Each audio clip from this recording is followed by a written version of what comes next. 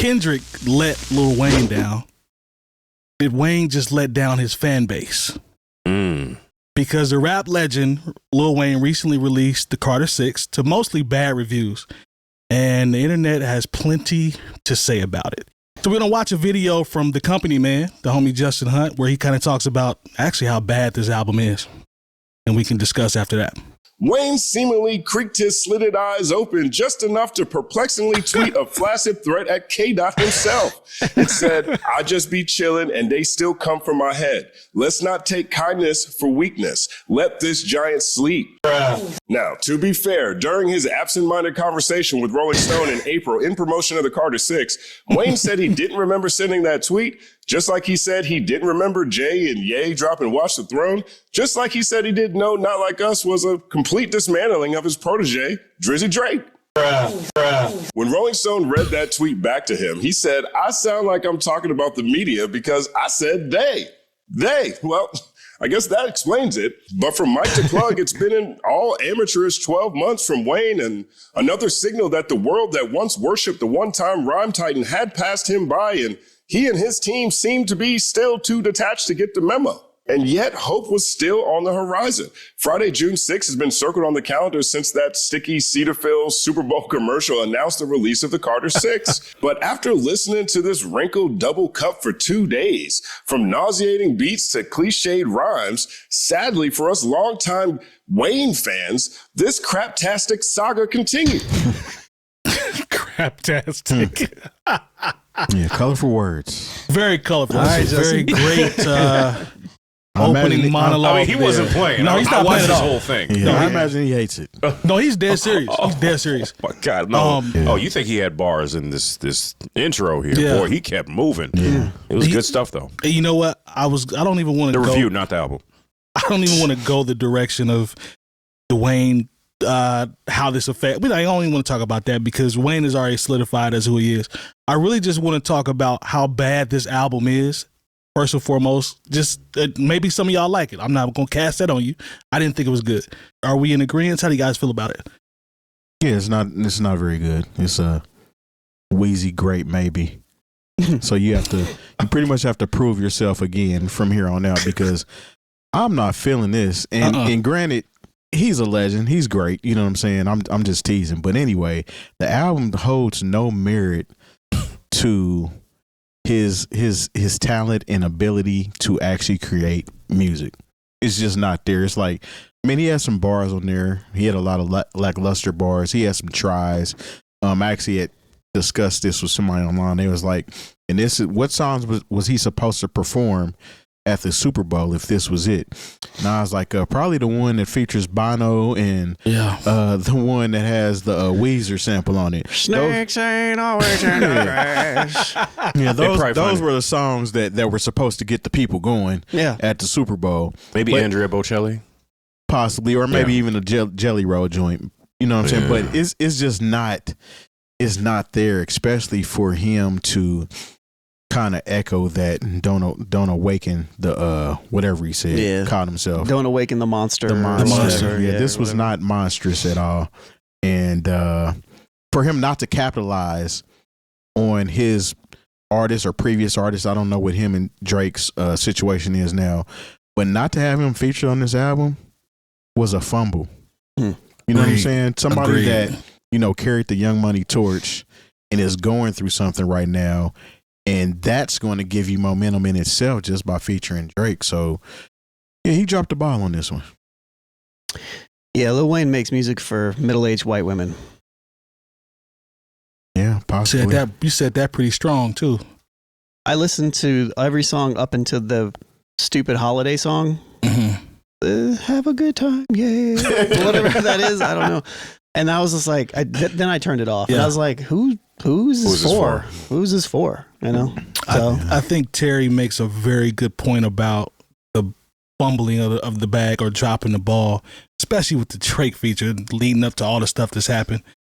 But just from the feature selection, even the production, this didn't make sense to me, man. It's a very hard listen for someone who I deem is very legendary, in my personal opinion. But sometimes it just ain't it. And Yeah. I don't think this is the one. And to Terry basically broke it down perfectly, because there's nothing scary about this album. There's nothing that people should be worried about, or Wayne's coming, or you don't want to test Wayne. Like, none of this album says nothing about that. Which I don't think that's what that tweet was necessarily alluding to. Like, he's coming and he's going to drop. Yeah, maybe not. Well, I just know people said, when Kendrick made the line that I alluded to in the beginning, some people were like, oh man, he don't want to mess with Wayne. I'm like, what? I never believed that. I mean, what's Wayne? Wayne did what he always does. I don't know. This is the first time that I've listened to a Lil Wayne project in a while. Mm-hmm. I'm not a Lil Wayne fan. I'm okay. I just don't like him. I don't think he's not impressive to me. Like, he's okay. He's a great artist. Yeah. Terry mentioned it. You mentioned it. He's a legend, all these things. Wayne doesn't really impress me outside of being featured on a song and rapping really well one or two times. He doesn't say anything that's going to stick with me. I'm going to be like, oh, wow, that was the most amazing thing in the world. He just has some semi-clever similes, and some stuff like that every once in a while. But this was worse than what I had expected, though, when I listened to it. a lot worse.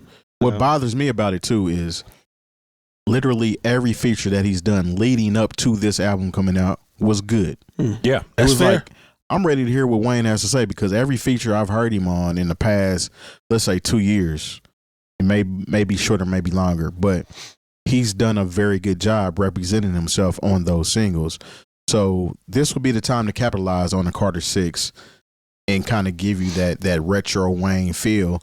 And another thing that bothers me about it is, why are you not using Manny Fresh?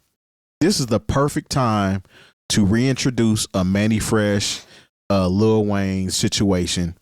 Why do you think that? Why? Okay, because you just had the 20-year Cash Money reunion. Mm-hmm.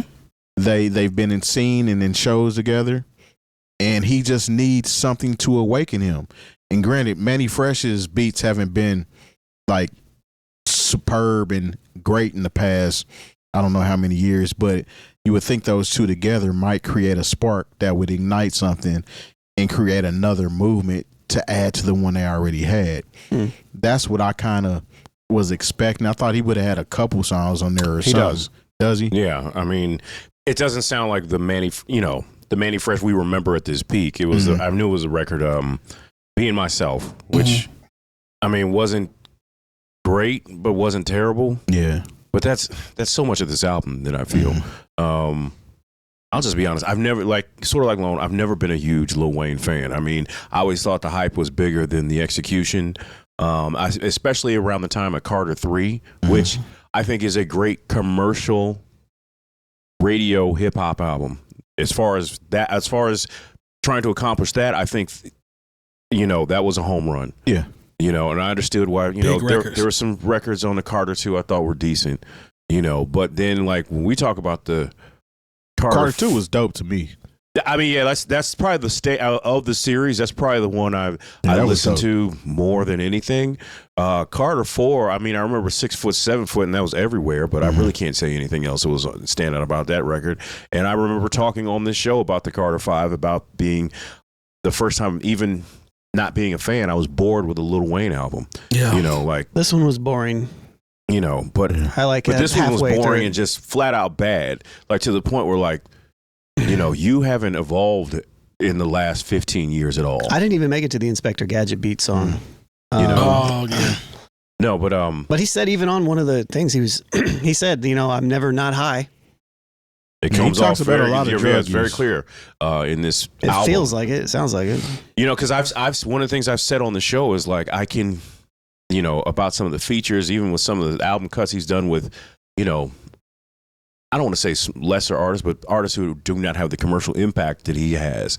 The features, I don't hear the drug abuse in them. Yeah. Like I just like that seemed like clear and concise and well done. Yeah. Here, I just think they just said, this is Lil Wayne. We can throw anything out there and people are going to like it, even if they don't like it, because I do think there was so much to anoint somebody from the South. And like I said, I think Lil Wayne has a prolific career. I like the Carter 2. The Carter 3, I think, is a top-notch commercial radio hip-hop album.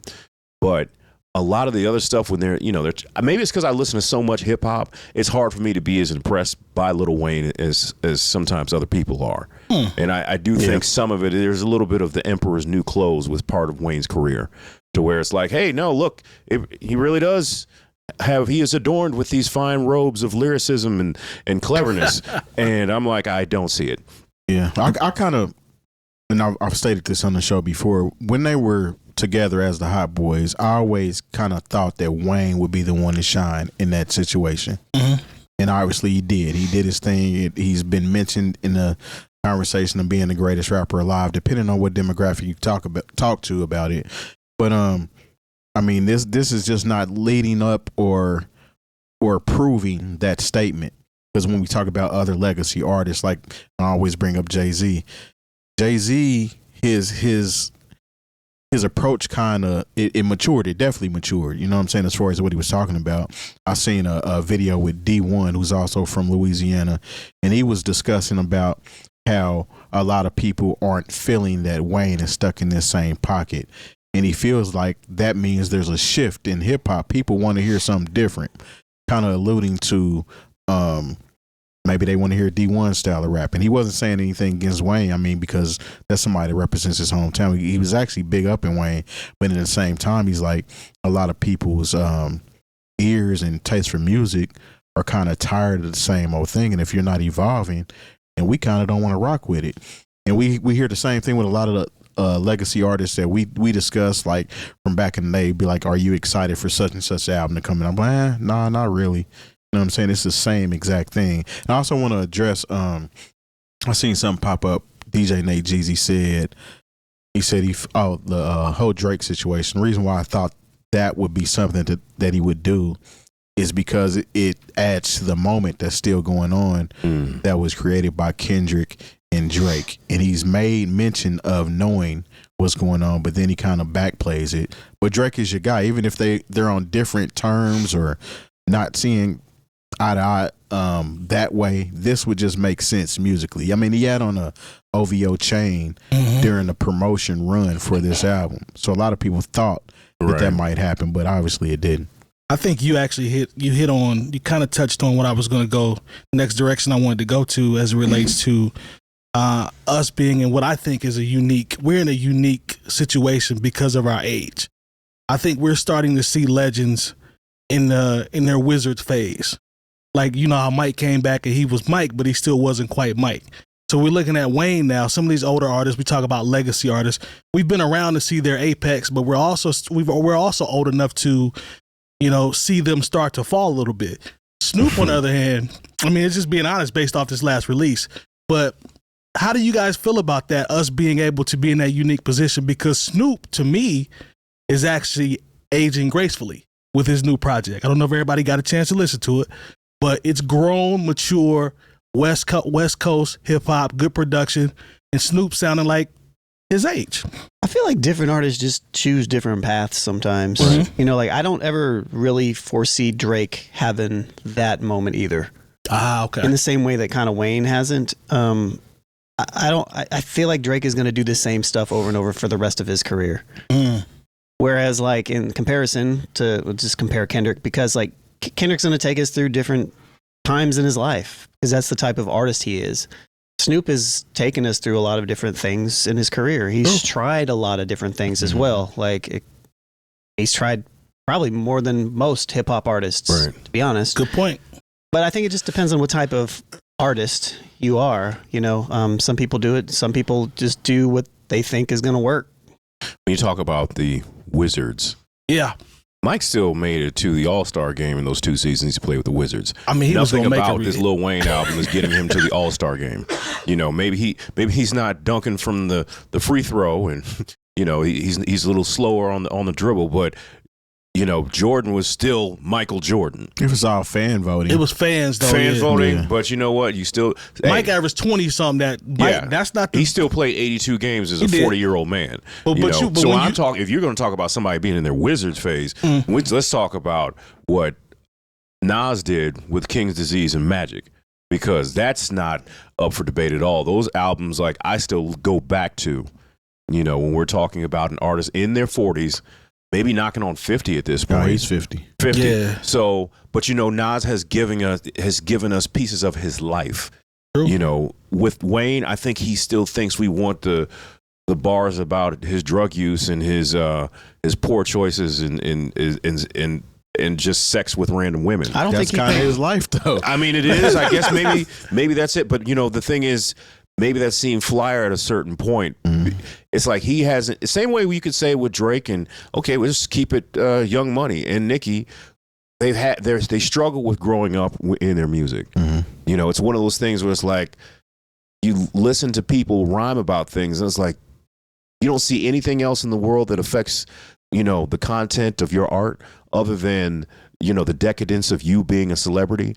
Yeah. I mean, I understand maybe if that is his life, then hey, he's giving us a slice of his life, and we shouldn't really expect much more. And that's why he can. That's why there's a limit on how great he can be, in my opinion, because he can't evolve. I mean, he's said many times. Justin mentioned it even in this clip that we watched. He constantly says that he doesn't pay attention to anything that's going on around him. He said that, yes, a lot. How can you evolve as a human being if you're not involved in anything outside of your own self? You can't. And so, like, his music is a microcosm of him. Yes. So it's just what it is. Yeah, it is. It's who he's been presenting this whole time. I mean, if you think about his discography, he's never really given you any music that makes you emotionally tied to his life outside of what he does musically and being famous. You know what I'm saying? You don't hear a whole lot about Lil Wayne other than that. I think Wayne has been told for his entire career that he's so nice lyrically. It's just, he feels like he can just do that and it's going to work. Even at this older stage or later stage of his career, he still thinks, well, long as I give him the clever lines and the bars, it's going to translate, because that's what, that's what Wayne fans have always loved. Yeah, but these lines aren't clever. That's part of the problem, where it's like, is this you still doing this? You got me there. Yeah. Got me there. But I just think that's part of the mindset. It's like, I can do this because I've always done it, and it's always been received well by my, my core fan base or what have you. So, but to Lone's point, if you don't pay attention to your surroundings and your ecosystem, you're going to eventually just fizzle out, bro. It'll be outdated. You gotta pay attention to something. I thought it was hilarious though when he was talking about the album Justin Hunt, and he said that these are pretty much Chat GPT lyrics. Bruh. I was like, wow. Like if ChatGPT is like, ChatGPT, please write me a Lil Wayne song, and that's exactly what it did. Well, I think part of it is also like there are artists that I had an affinity for, and maybe when I was a teenager or in my 20s. And now I listen to it and I'm like, wow, that's terrible. What was said there? Yeah. Maybe, and maybe it's sometimes it's the content, because like, you evolve as a person and you know better. I can say that about Ice Cube and NWA, especially NWA's second album. I listened to the second half of that and I was like, wow, this is really thematically some of the most poisonous and terrible music I've ever heard in my entire life. And our parents and all the people in the church who were against it, they were absolutely right, and we owe them an apology. Talk about coming full circle, exactly. But that's what growth is. Yeah. So I think maybe this is a weird part for Lil Wayne fans, because it's not so much for someone like me who's just like, okay, whatever, I've liked some of his stuff, but I'm not a fan of Lil Wayne. Right. But the fact that his fan base is disappointed, like, that's problematic if you're an artist. If your fan base is like, nah, this ain't it. Yeah, I saw a lot of people that I know that are huge Wayne fans didn't like it, and maybe and sometimes openly though, they were open about it. They didn't like it, and sometimes you don't, and it happens in a way that you can't control. Your fan base outgrows you. Like the people who loved Carter 2, it's like they've moved on in life too, and you haven't grown up and moved with them. And that's a hard thing to do, because a lot of artists, like, they are who they are. You can't expect more from them than that. But sometimes who you are, if you're not moving with your audience, the people who came up with you, like, and plus it's also a different thing. Like, look, if you're 42 years old and you still are partying and drinking and smoking and just messing with random women all the time. Like, there's a difference between, an artist that's married, has children, and has different kind of responsibilities and has to have a different worldview, because you got to think about the next generation. I mean, I know Wayne has kids, but, I don't know if any of them live with him. And so, like, if you're not taking that kid to soccer practice and, having to talk with him about what's happening in the world right now every single day, sometimes your worldview can be encapsulated just in with the same thing you were doing when you were 24. Yeah. Like, if you got a wife and kids, you can't have that mindset anymore. You're not supposed to. You're not supposed to. I mean, you still see it. Nas had a song about it called, Second Childhood. And I mean, so the way people mature and how they, like I said, I don't work in, the nightclub industry anymore, and I don't really miss it. Yeah.